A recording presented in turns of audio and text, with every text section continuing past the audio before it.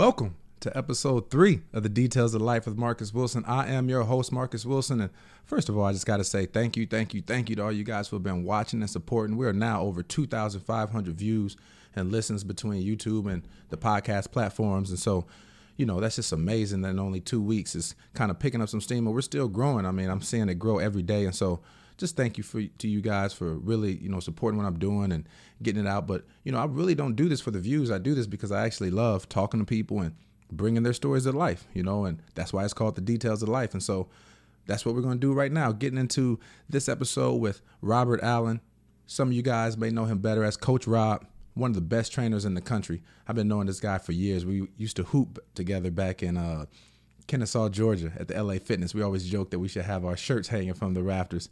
Not our jerseys, but our shirts, because we used to go in there and hoop. But, he played at Temple, which we're going to get into that. Coach played for the legendary Coach John Chaney. But I remember when he first started training back in like 2011, he just had one guy and just built it up and built it up and built it up to where he is now, to where he's really one of the best trainers in the country, in my opinion. Then, when he first started training, the next year we coached with the Southern Stampede, and so we go way back. But I remember when he just started training, we had some of our players. He brought them on to the Southern Stampede and just built it up and just grinded. And now here he is training guys like Ashton, Hagans, starting point guard at University of Kentucky. Could have came out last year as a first-round draft pick, but really came back and is improving his draft stock right now. So it's going to be another first-round draft pick that Coach Rob is training. He trains Chuma Okeke. I don't know if you guys remember him, but he was a dynamic player for University of Auburn in their Final Four run.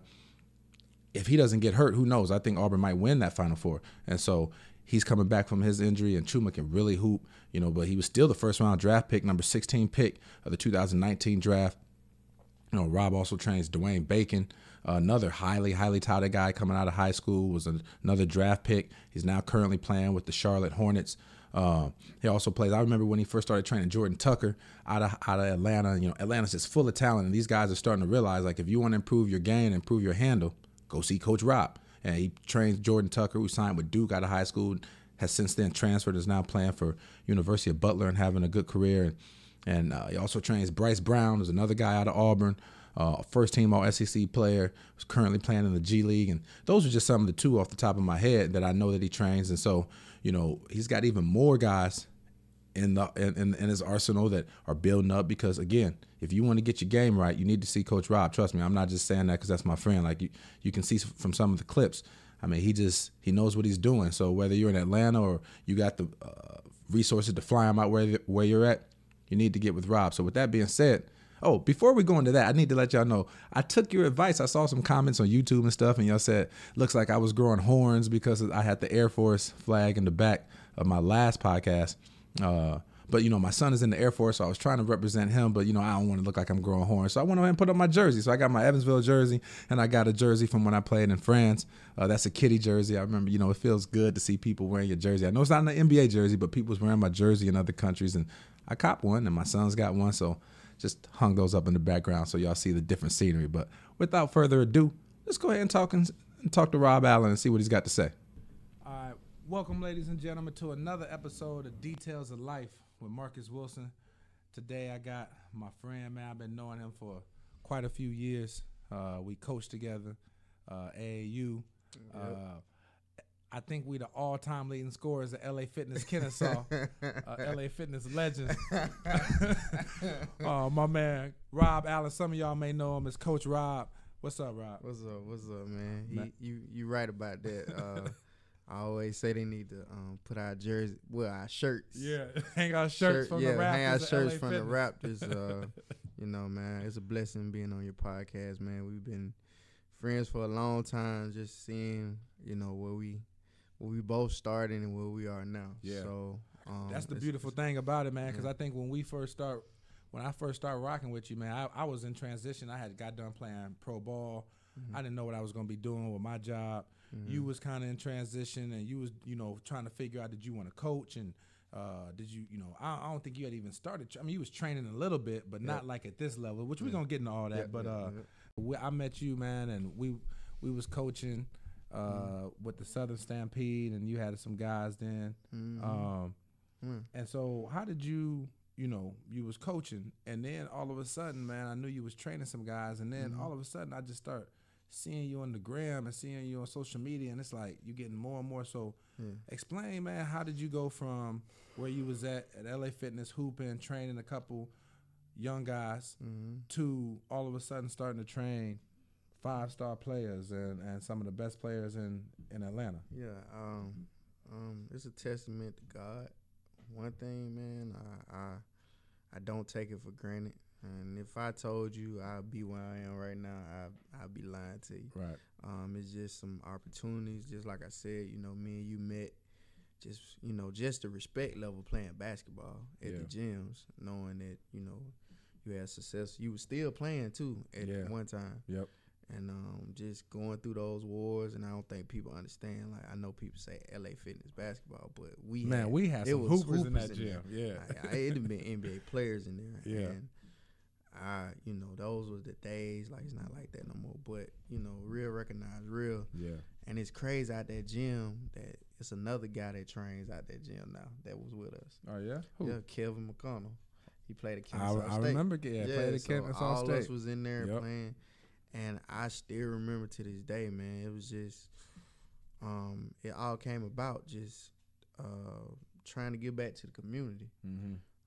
Because I remember you was training guys and wasn't charging much or anything at all. It's funny. I had before the Southern Stampede, when we was with that, and you know, me and you talked about that. I was working with this team called the Cobb Purple Knights. It was in Marietta. Okay. I just wanted to give back. You know, just help some kids. Yeah. It wasn't even about training, just helping some kids. And they weren't the greatest team. I remember the heat check. The heat check was all right. Yeah. The heat check was all right. By my man, my man runs the heat check. And he ran and they had like the best like middle school team I've ever seen. Like they were taller than me. My kids, they had beat the kids like by 80 to like 5. Dang. So I came in and just tried to help them. We played them again. We got beat like 60 to 25. So we improved. We improved 20 points. So my man Jerome ran the heat check. But I mean, it's funny. I had a kid, and you know who I'm talking about. Had a kid, a little white kid by the name of Ricky. I know Ricky. Ricky Shearman. Yep. Called me one day and was like, yo, and that's how I got the name Coach Rob. It was from him. Okay. And he was like, Coach Rob, he just called me out the blue. Was like, yo, I need somebody to train me, like teach me. He's like, I see you play in the gyms, and he was like, could you teach me the stuff that you're doing right now? And he was like, could you train me? And I thought it was funny because, you know, back in our day, we didn't have no trainers. Right. The way we learned how to play basketball was we played. Yeah, just hoop. We hooped. So he was like, yeah, my dad said he'll pay you if you do it. So I looked at it. I was working. I got my degree in accounting. So I was working as an accountant. Yep. And then I was like, this would be some extra money on my check. I remember all this. So I could, you know, help. But I tell people this. If it wasn't for him, it would be no Coach Rob. And what's funny is I was with that kid, and you can attest to this. Me and him in the gym every day. Yeah.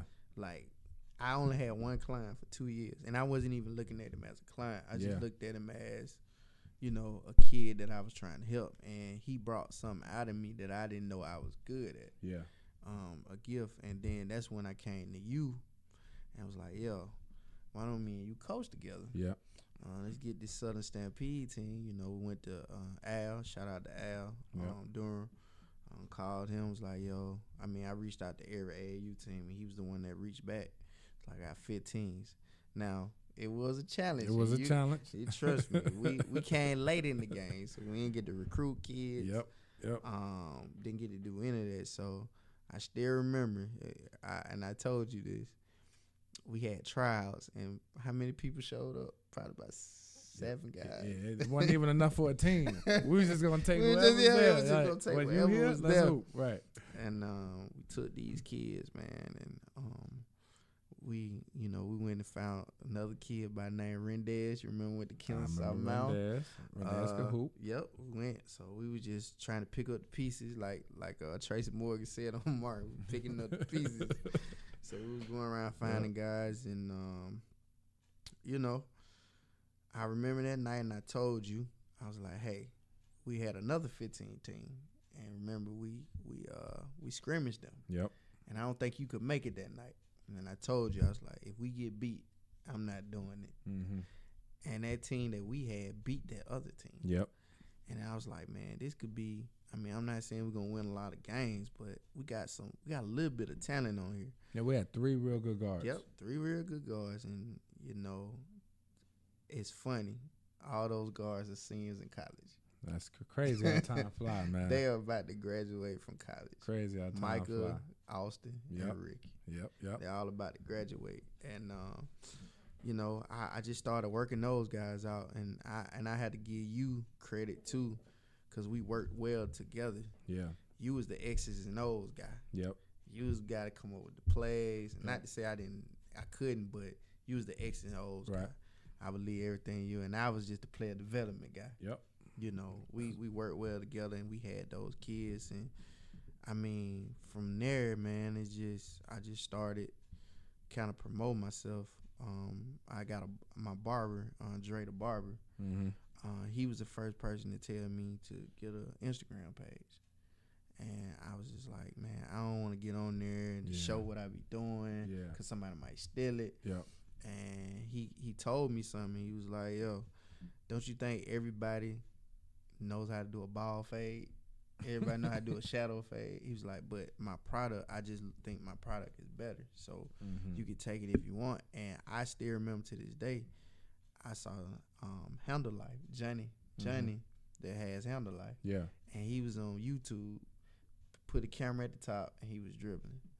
And what's funny is you never know who's watching. That's why I try to tell kids or anybody.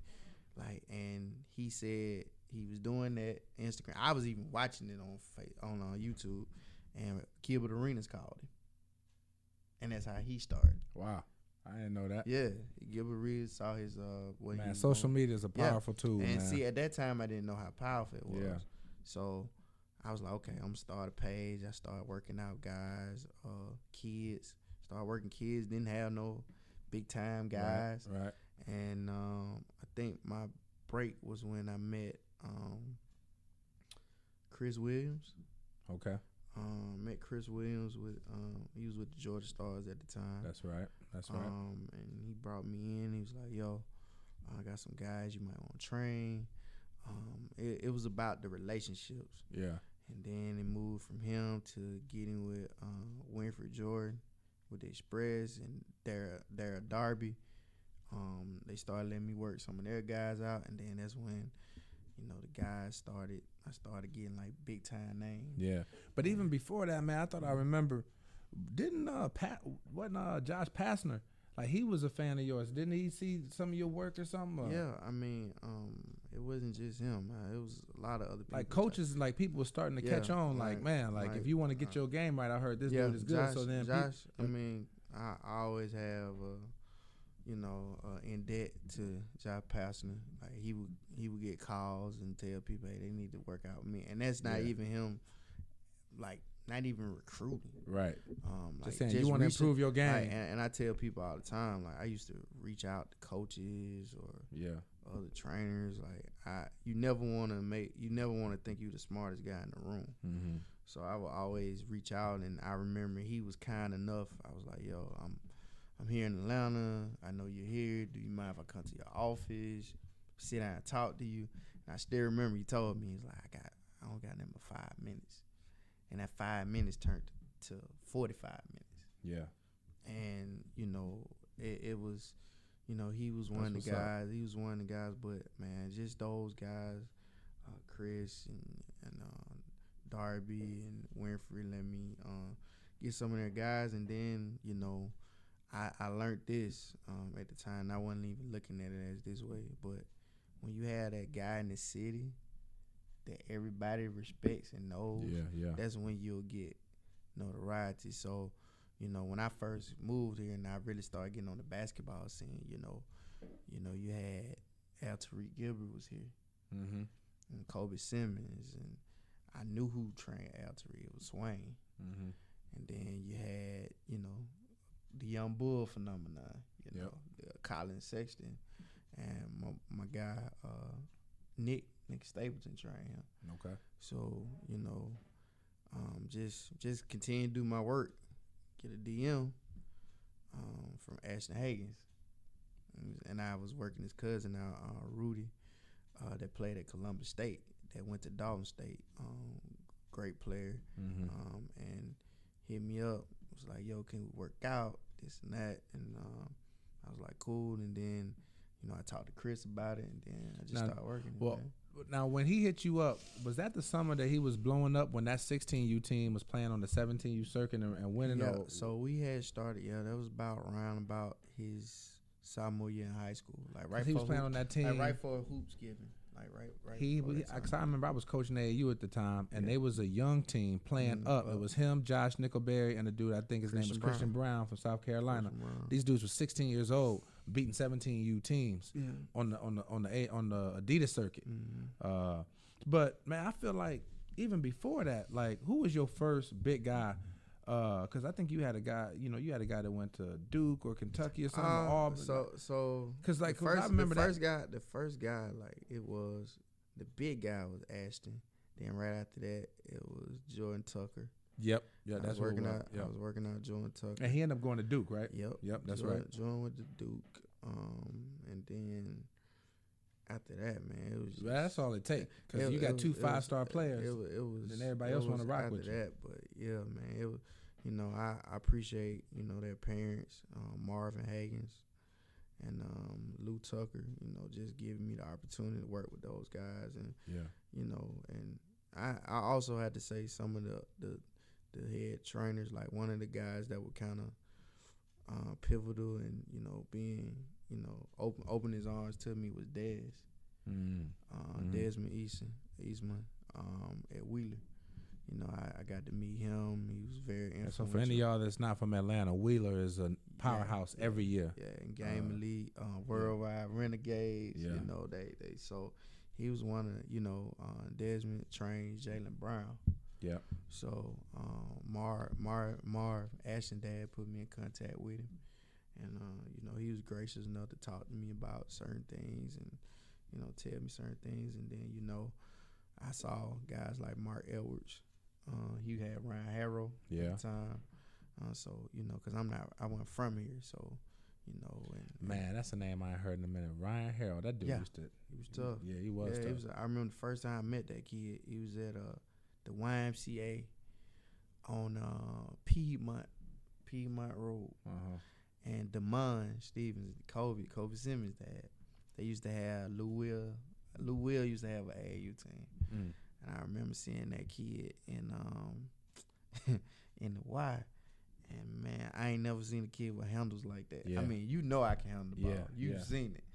But that kid had like the handle on a string. He was nice. And he was nice. And Damon was like, yo, he gonna be the next big thing around. I was like, I thought he was too. Yeah, he was like, he gonna be the next big. I was like, this little kid, he was like, I'm telling you. Yeah. And it's crazy. But, you know, like the main guy for me was, you know, Ashton. Like we like that. Like, man. Yeah, and so you still rock with him now. You know, he looks like he's gonna be all things go according to plan, man. He's a projected first round draft pick this year. I've heard Calipari talking good about him. And so how do you, man, you know, for some of these young guys, you know, that's one of the purpose of what we doing here at Details of Life is to make sure that, you know, we giving some of this knowledge, some of this game back to these young guys, because we was young guys needing game at some point. But once you start getting guys, is it difficult to maintain relationships? Because you know other guys, other trainers going to try to come in. Do you find yourself having to go out and trying to recruit, or is it really just word of mouth at this point? It's word of mouth. Like, I don't think you have to recruit. I always say, man, if you do good, man, people come. So, you know, and I mean, you know, like I know, man, it's been, and don't let nobody tell you this. Like, if you start working with a player, like, it doesn't mean they haven't worked with anybody before you. Yeah. So I think a lot of people try to latch on to people. If you understand what I'm saying, like just doesn't, because we've all touched. I mean, I know Destin touched Ashton before and touched. Yeah. And like last year, 2 years for 2 years I've been training Chuma. They got drafted by Orlando, and I've known he's touched other trainers, but I just say, it's relationships, the people that you relate yourself with that put you in contact with the kid, with the person or the family, or it's word of mouth. I'm not into the, DMing the kid or like, hey man, come work with me, and that. I just feel like my work speaks for itself, and if you want to work out with me, you can. If you don't, you don't. But just like I said, man, it's been, I never knew I would work out somebody, work Chuma out until I met, certain people that put us in contact with each other, or or just like I said, Ashton, or the Jordan Tuckers, or just different people, man. Like it's just about relationships. Yeah. And I think when you do well, people try to, like go to him or go to him or go to him. So yeah. Speaking of Chuma, man, I know he suffered an injury. Where's he at in his recovery, and how's all that going? He's doing good, man. He's right now, he's in a brace, so they got him running and shooting, and I think the target date, and he can get me if I'm wrong, but I think the target date is for him to play in the summer league. Okay. This year, unfortunate, because I could tell you, man, that summer. Yeah, he was like before his sophomore year. I'd never forget. Somebody talked to me, and I know Ashton was a people were projecting him to go lottery last year as a true freshman, and I know somebody asked me like, yeah, I know Ashton gonna go. I was like, man, the kids y'all gotta watch out for Chuma. Like just getting in the gym with him and seeing like the potential. Like I saw him play in high school. Yeah. And just to see the progression, and he worked. Like when I tell you, he worked that summer, and I was just telling. I talked to scouts, general managers that that I've been blessed to meet throughout this process, and I remember, and it was like, I don't know, and I was like, yeah, I'm telling y'all, trust me. And then you saw his progression, and then he got to the tournament. I mean, I'm here to say, if he doesn't get hurt, he's top. He's a lottery pick. And if he don't get hurt, Auburn might win that whole thing. They might win that championship. And they did beat Kentucky, so it was like one of them games where, and then I got, I worked with Bryce Brown too. So it's crazy. Like I had guys on one side, guys on another. So I didn't want to cheer for anybody, but just to see, Bryce now is with the Red Claws. With the G League. Yeah. But man, just he's doing fine, trying to keep his spirits up. I know he hates he's not playing this year, and I don't want people, out of sight, out of mind, so people don't know, like, but I mean, you trust me, he legit. I can't wait to see him come back. He'll have a great career, man, in the NBA. I know he will. So, man, I know you're usually pretty humble about who you work with, man, but let some of the people know. I know you, and some other people who follow you on social media, Coach Rob, might know you that way. But who are some names of people that you either consistently have worked with or have worked with in the gym, D1 players, pro players that you've worked with? Who's been on that roster? Man. You named quite a few. Ashton, Chuma, Bryce Brown. I worked. Jordan Tucker, Tuck. Got the opportunity to work with Dwayne Bacon. Oh, okay. It's with Charlotte. Trey Wade is at Wichita State. Trevin Wade that played at Mount Verde. He's going to East Kentucky. Okay. Who else, man? I was in the gym this summer with my guy Olin, and with Olin who trains Shea Alexander. Okay. And I got a couple of top high school guys that work out now. Davon Smith goes to Grayson. He's going to Mississippi State. Kadarius KD Johnson, who's going to Georgia. Been in the gym, Christian Brown. Yeah. So you got an extensive. I wanted the people to understand. There's an extensive list. It's a lot, of man. D1 players, college players. If I'm missing you, man, it's no ill will. Right. Hey, I love everybody. So, Yeah. But that's just some guys just off the top of my head, and it'll be more and more. So man, close up a little bit, but so who when you see all these players, and we've seen a lot of players come through, and like we said, we think he gonna be good or whatever. But when you in the gym, what's some of the characteristics that you see? What do some of the best players have in common, either mentally, or physically, whatever? Like, what are some of the things that you be like, man, that kid's got it? I mean, with me, man, and you, like, if I see that you have the want to, that's number one. That's number one. You gotta want it. I love guys that ask questions. Yeah. I mean, did I play in the NBA? No. But, I study a lot. So a guy that asks questions, like, what did you see? Like, how did you do that? How did you see this? And the guys that's asking questions usually are coming to the gym on their own. You ain't got to beg them. You ain't got to be that trainer to call them like, hey, man, can we get in the gym today? And that right there is one of my biggest pet peeves. Yeah. Any kid can tell you this. Like, I don't care who it is. Like, anybody I work with, I'm not calling you to work out. Yeah. I shouldn't have to beg you to come in here and play this game. That's just not what I'm about to do. Yeah. I never do it because I've always known if you want something, you'll get it. Yep. So those guys, and I have to admit, like, the kid that was on time, Ricky was the he's right now playing Division III basketball in Boston, and it's funny, it was bittersweet.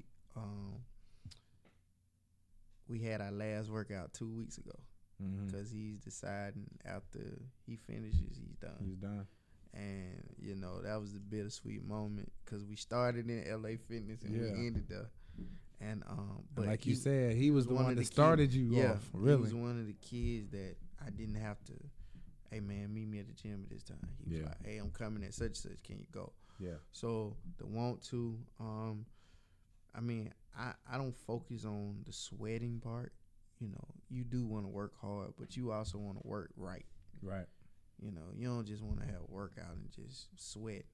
That's just like, to me, going on a treadmill, running all this sweat, and then you go eat a burger right after you do that. Right. I mean, you just make no sense. Yeah, you defeated the purpose. So, the want to, just the willing to listen. Yeah. Not trying to be, okay, I know everything, or those are the guys. So the ones that want to and listen, those are my main things. Like when you get in the gym. So, got you. I mean, as long as you do that, we good. So, last question, man. Before we get into I do a thing called Details of Life Q&A, where I give you some rapid round questions. But man, what's next? But before we do that, what's next for you, man? What can we expect to see? Are you you trying to? Would you get back? Would you go into coaching? Are you cool in your lane, just training NBA guys, college guys? What's next for you on the horizon, man? When we first met, the goal was to go get into college. We was gonna be on the same staff eventually. Yeah. That was the what we used to talk about. The goal. You left me and went to St. Louis, but I was happy for you. Yeah. And like, people don't know the things that you did too.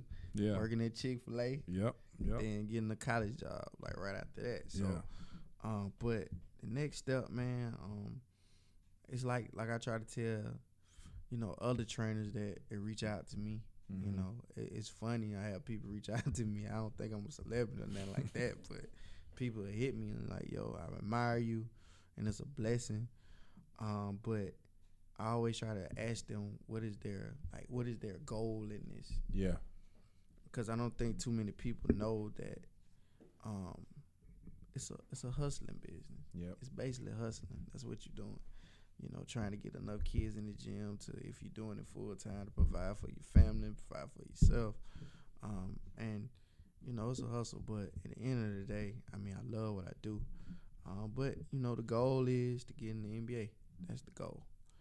To coach. To have enough. Yeah. To have enough NBA guys to where you training them or coaching them. I mean both. I would eventually love to coach. Yeah. And then do player development for a team. But you know, right now the short term is to have enough guys in the NBA.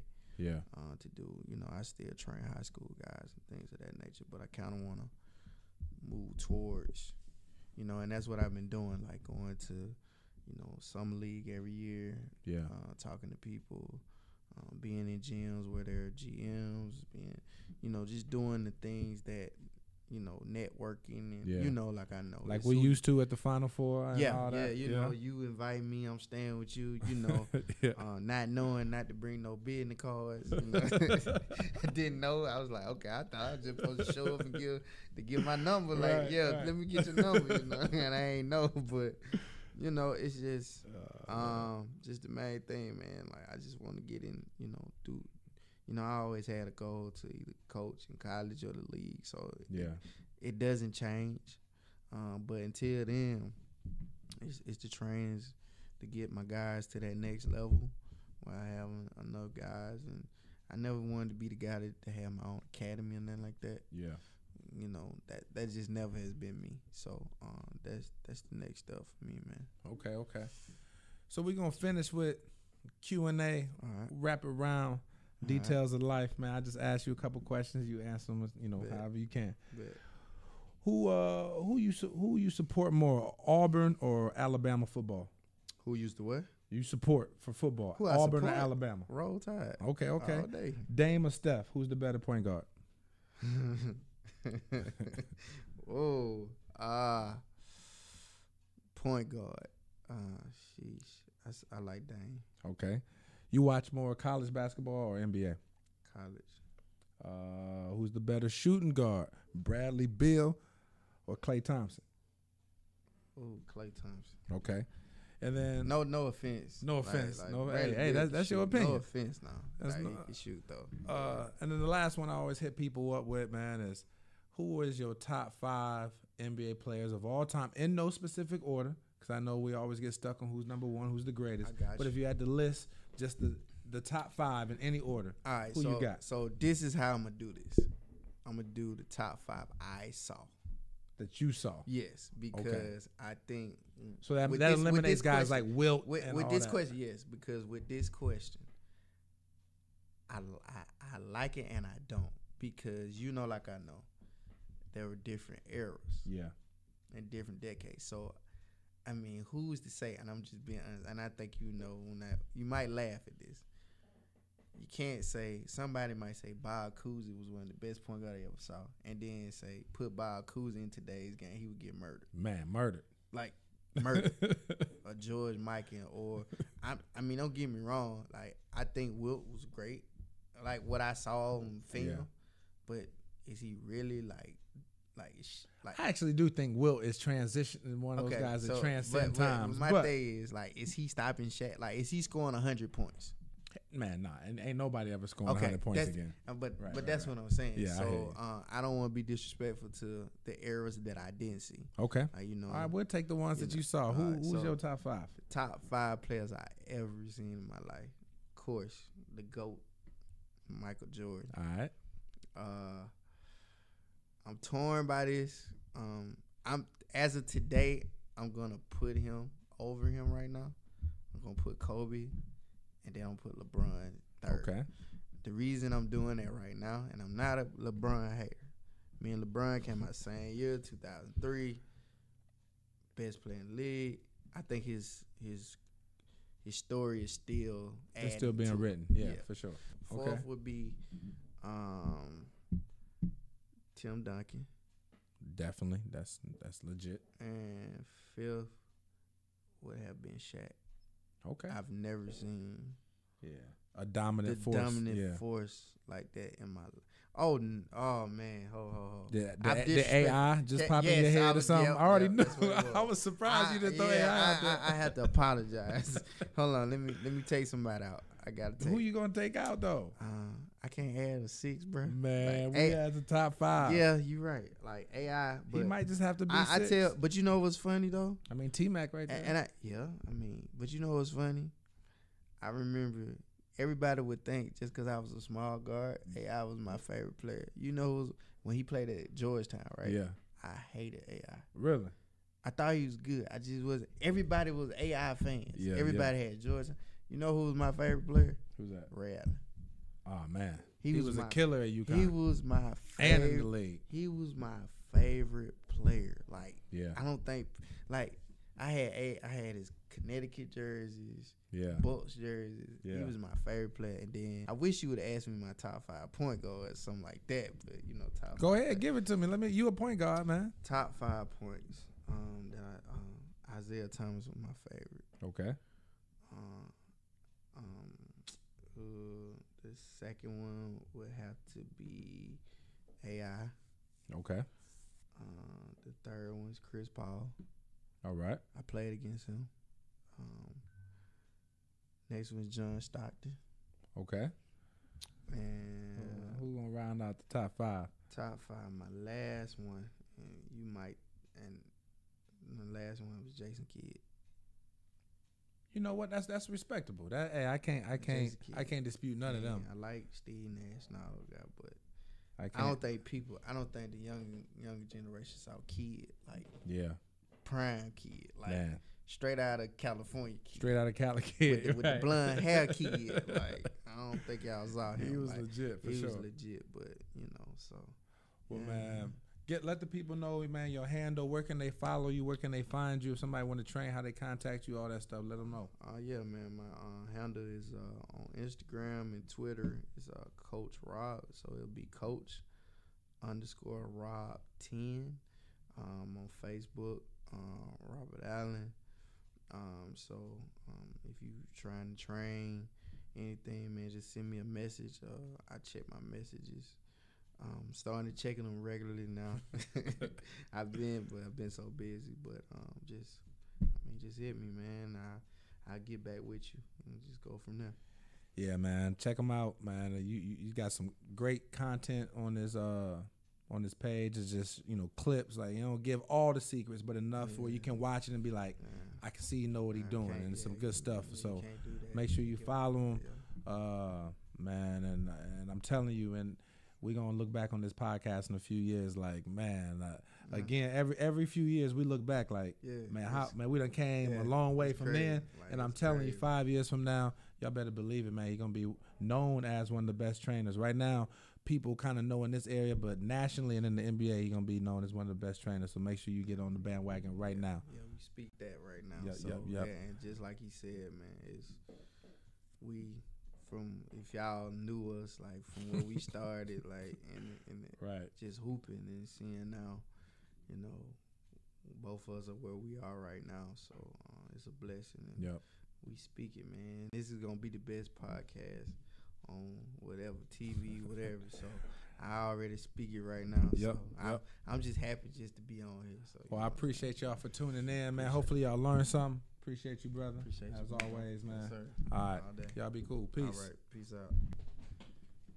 Thanks again to my man, Rob Allen, Coach Rob, for coming on to the podcast and coming on to the show, man. Like he gave you the details of how to go follow him, Instagram, Twitter. So go support my boy, and, best of luck to him and everything that he's doing. So to close out here, I want to give you guys a little bit of commentary, share a little story. Last week I did a little commentary on Coach Walt McCarty and Kobe Bryant, and I got a lot of good reviews on that. So try to do this from time to time. But, man, it's a story.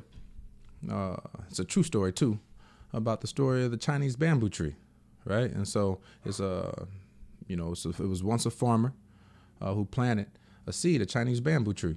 And, the first year, like everything, you got to cultivate the soil, you got to water it, you need sunshine. And, of course, it needs all these things. But year 1, there's no growth. Year 2, again, you see no growth. Year 3 and year 4, still no growth, no sign to show for it. And all this time, obviously, now you got your neighbors and you got your friends and starting to say, this guy is still watering the soil. Like, dude, it's not going to grow. Give up on it, right? Why are you still watering this dirt for 4 years and you realize, it's not going to grow? But sure enough, in the 5th year, in the 5th year, not only does it grow, it has tremendous growth. It grows 80 to 100 feet in a matter of 6 weeks. And everybody comes and sees all the growth, and everybody's excited about it then. But I think there's 2 things about that story that I think is really relevant that I got out of that story. Is number 1, the faithfulness of this farmer. He had a vision. He knew that it would take 5 years of cultivation for it to grow, right? So had he quit anywhere in the first 5 years and not continued to nurture that seed, it would have died and never sprouted and been the 100-foot growth that you saw. And number 2 is, yes, you may not have been seeing the growth above the soil, but that entire time it was growing its roots and making sure that it was strong enough to be able to sustain and be able to hold the growth of a 100-foot tree, right? And so I just think that's a reminder for us all that, you may not see the growth. I don't know where you're at. You might be in year 1. You might be in year 4 of whatever it is that you're trying to do. But if you got a vision, stick with it. There's people that's going to laugh at you. They're going to say that it's not possible. They're going to wonder why you're doing it this way or that way. But man, just grind and grind and grind at it. I can share your stories. When I came back from playing professional basketball, I couldn't even get a job. I spoke 3 languages, couldn't get a job, was frustrated. And so everywhere I went, they was like, man, you don't have any work experience. I'm like, man, I've been playing basketball, but obviously they didn't consider that work. So what I have to do, I had to go work at a car wash. I was sweeping the parking lot of a car wash in Kennesaw, Georgia. Real facts. And so, this was so humbling for me because just a couple months ago, I'm signing autographs in Spain as a professional basketball player. And then a couple months later, I'm sweeping the car wash, and I remember I'm walking past cars and ladies closing their door, scared. And I'm like, man, it was frustrating. It was humbling. But you know what? I knew where I wanted to get. And so I knew if I wanted to get to step B, that I had to be a good servant and take care of what I was doing here. And so I decided I was going to have the cleanest parking lot in Atlanta, right? And so I say that to say, man, like, it's a grind. It doesn't happen overnight. Sometimes people see what I'm doing now, and they're like, I'm doing ESPN color commentary and this podcast and working as an executive director at a nonprofit at the Y, and everybody's like, whoa, all this other good stuff. But it didn't just happen. It was a grind, right? And that's the same thing with the story of the Chinese bamboo tree. Same story that Coach Rob just shared. I don't know where you're at, but just if you have a vision, stick with it. It's going to be people that laugh. You're going to go through some humbling moments. But when you get there, when that tree sprouts and when you get where you're going, it's an awesome feeling. So I just want to encourage you guys as we go into 2020. I know it's been a rough start for some of you guys. And so just stick with it. Stick with your goals. Stick with your vision. Stick with your grind, because nothing happens. Nothing happens. Success never comes before work. Only time that happens is in the dictionary. It takes work. So stay on your grind. Stay with it, man, and just be grateful for the moment. And like I said, remember, greatness is in the details. So thank you for tuning in to the Details of Life. Have a great week. Peace.